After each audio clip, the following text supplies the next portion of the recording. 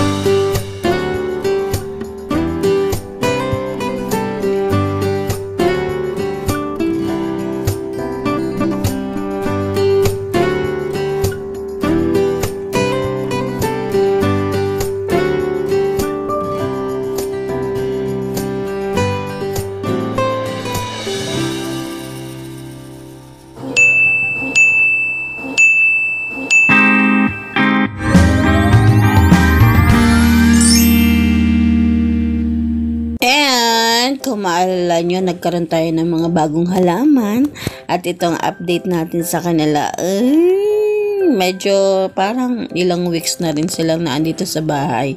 And naaliw na naman nga ako, pinagtititigan ko na naman siya. And syempre sabi ko, parang gusto kong kumuha ng cellphone. Ayan, pinicturean ko na, binidyo ko pati. At may bulaklak pala ito. Wow!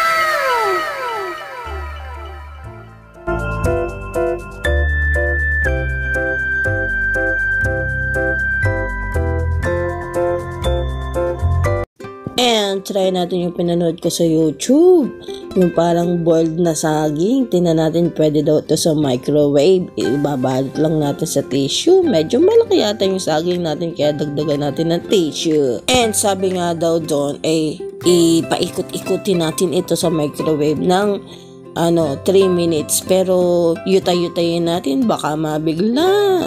Kasi alam niyo naman, first time. Tingnan natin kung ano mangyayari. And let's go. Tingnan natin kung anong magiging kalabasan nitong ating pinaggagawa. And try mo natin sa 30 seconds kasi natatakot talaga ako. Testing lang. Aba, parang wala lang nangyari. Kaya dagdagan natin ng minutes. Ginawa ko ng 1 minute. Aba, mainit-init na. Pero parang hindi pa rin siya ganun kaya isa lang pa po natin. And ito na.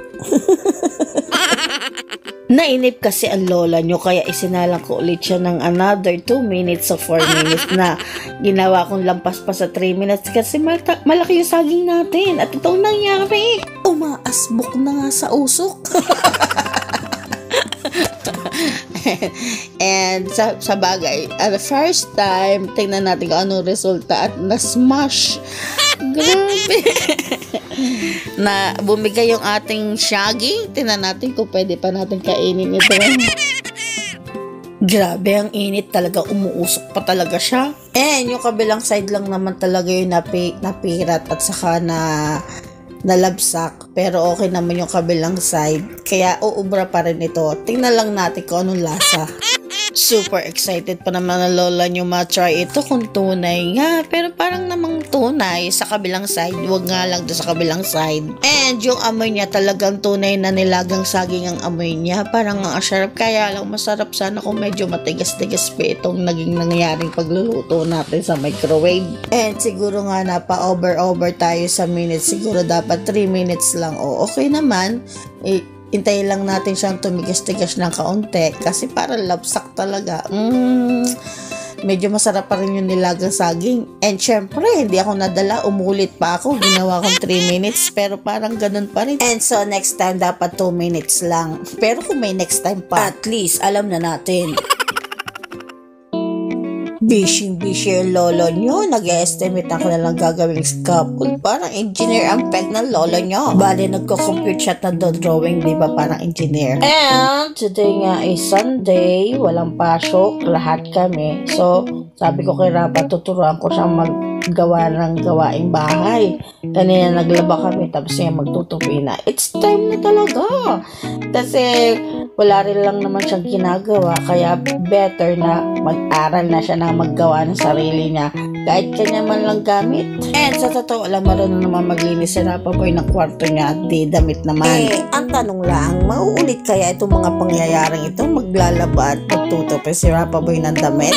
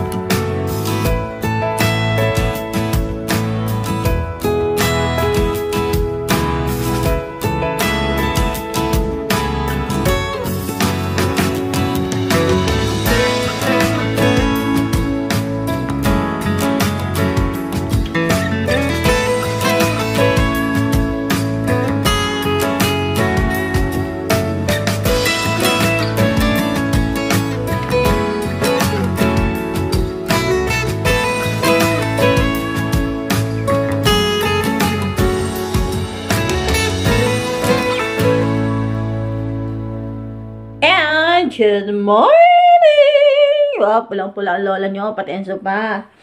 At ang buhok ko, oh. Nag-try akong wag mag-conditioner, nag-shampoo lang ako. Okay naman. Dahil may conditioner man o meron, ay ganyan pa rin ang itsura niya.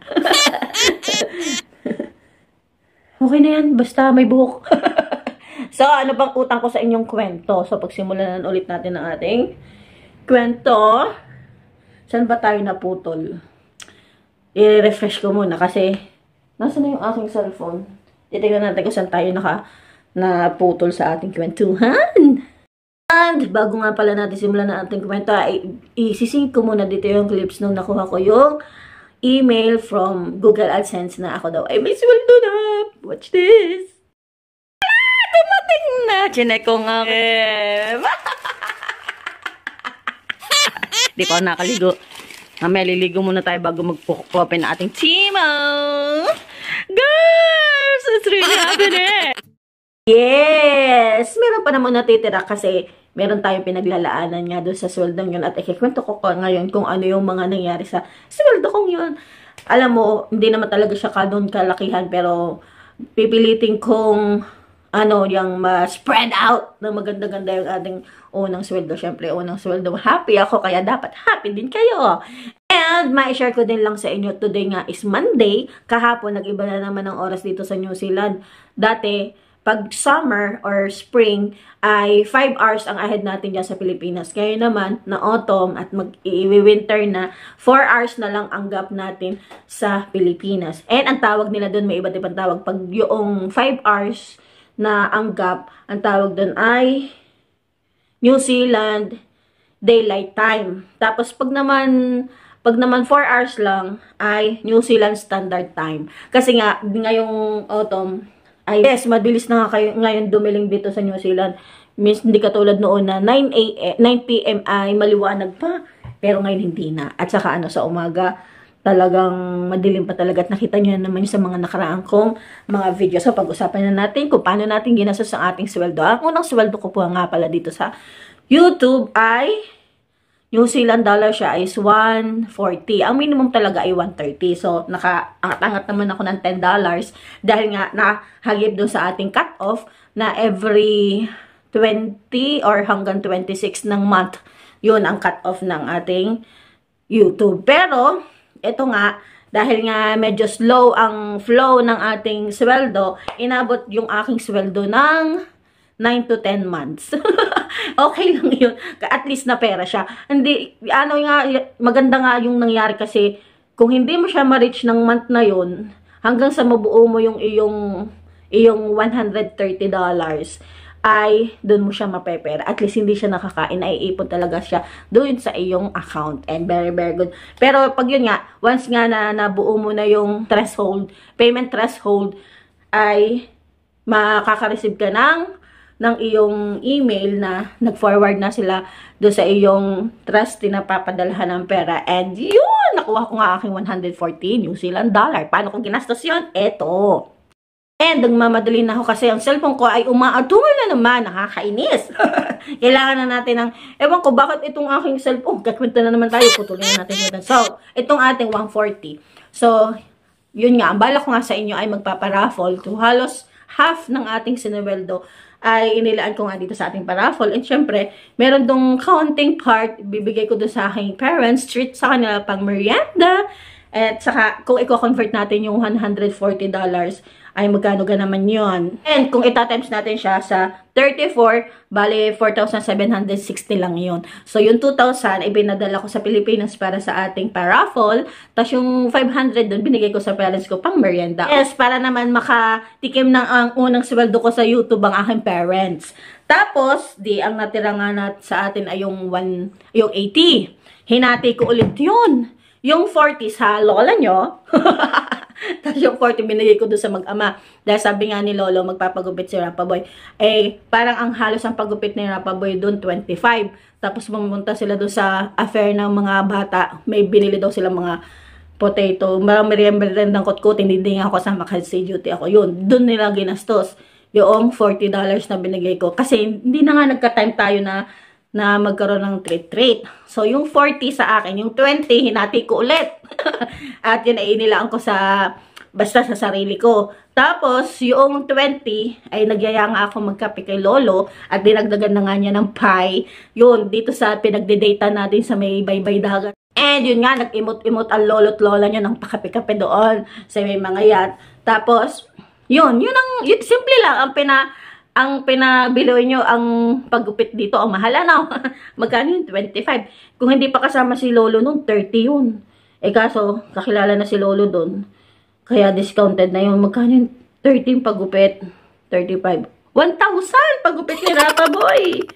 Oh, so, ang nagtama talaga sa sweldo ko ng malaki-laki si Rapaboy. Sana. Pero okay lang. Okay lang, si Rapaboy naman yon. And syempre, looking forward tayo sa mas malaki at bonggang-bonggang sweldo. Ewan ka, next year na kaya siguro yun. Kasi anong petsa na, April na. Eh, yung isa nating sweldohan, inabot ng 9 to 10 months. Eh, di next year na nga. At least meron tayong nahuhugot sa ating YouTube channel. Nag-e-enjoy na ako ng pag-i-edit ng mga video. Naglilibang din talaga ako sa pag-i-edit ng mga video. At patulong siya sa akin mentally and emotionally. And saka basta alam nyo na yun. And idadagdag ko nga pala dito sa ating video for today, yung ating mechanics kung paano sumali. So, anong petsa nyo na mapapanood dito? Siguro 19 na nyo mapapanood to. Kaya makakahabol pa kayo kasi hanggang gabi pa naman ang ating cut-off. Eh, huli dyan ang oras sa Pilipinas. Kaya may 4 hours pa kayo. Maraming oras bago maggabi. Kaya sali na kayo and watch this. Thanks for watching. And kung nakaabot ka sa video ito, sa part na ito nating video for today, ay napakaswerte mo. Kasi nagbabaga at umiinit na balita. Sariwang-sariwa. Ako lang ang balita. Yes, matutuloy na po ating paraffle. Okay, tutulong ko sa inyo kung paano natin gagawin na ating paraffle. Yes, kasi nga nakasweldo ng lola nyo. Part na doon sa gastos ay ito. Pamimigay ko po ito sa ating subscribers at follow sa ating Facebook. Siyempre, kailangan natin i-promote ang ating Facebook kasi nga, kailangan niyang ma-reach yung ating quota, criteria, para ma-monetize naman tayo sa ating Facebook. Dahil nga, tapos na natin sa YouTube natin, nakasweldo na nga tayo first sweldo after 9 to 10 months. Yung ikwento ko na sa inyo sa next video ko kung paano nangyari yun. Tapos, yung sa ating Facebook, 5 na criteria yun, 4 pasado na ako. Doon lang talaga ako sa isang hindi mapasa. Kaya, please watch our Facebook account. Pareho din ang pangalan ko, Ma'am Shi Plantita La Arnie. Watch niyo po yung lahat ng mga video ko sa Reels para makatulong po kayo sa akin. Kasi yung mga lives ko doon. Kasi kailangan kong ma-reach yung 60,000 minutes view nga ang ating pong paraffle. Mamimili po ako sa ating mga subscribers and followers na tatlong winner ng 500 pesos po, hindi dollar, wala pang pa-dollar ang lola nyo.